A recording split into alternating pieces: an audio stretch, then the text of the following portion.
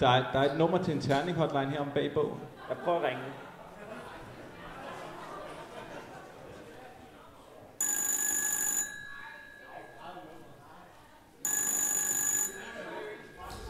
God aften og velkommen til Torben Sørme.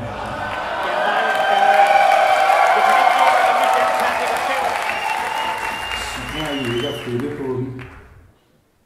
Godt, så er mere roligt. Den slags kan bringe uheld. Jamen, hvad har jeg så slået? Ja.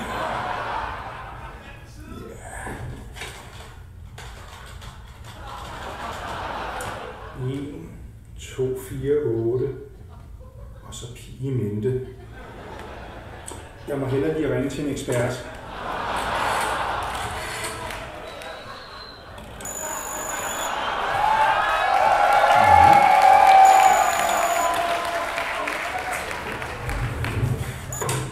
Sådan. Det skulle man tro. Men sådan en terning er jo bare en model. En model er en underliggende sandsynlighedsfordeling.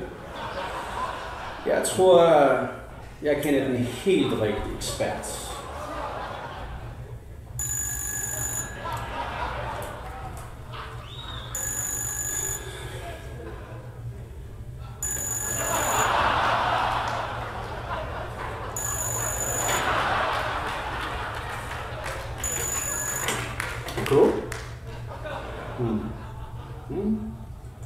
Altså en terning er jo diskret, ikke? Altså, vi er nødt til at have en konstant terminologi, inden vi kan definere problemet. Ikke?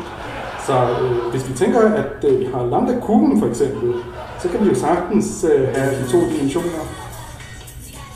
Lige over. Hallo André! Det der med en terning, der ligger skævt, det har vel kun mening, når det er i forhold til noget, at den er skæv. Så jeg mistænker, at en skæv terning er nok skæv i forhold til et bord, som slet ikke er det bord, den har ramt, da den blev kastet. Hvis det falder ned på bordet, det rigtige bord, og så alligevel står skævt, så vil man begynde at undersøge, om der er lim på terningen, og det er derfor, det er sket. Og så må ham, der har kastet den, have tabt, så har vi ikke gjort det godt. Men jeg har travlt. Kom ind.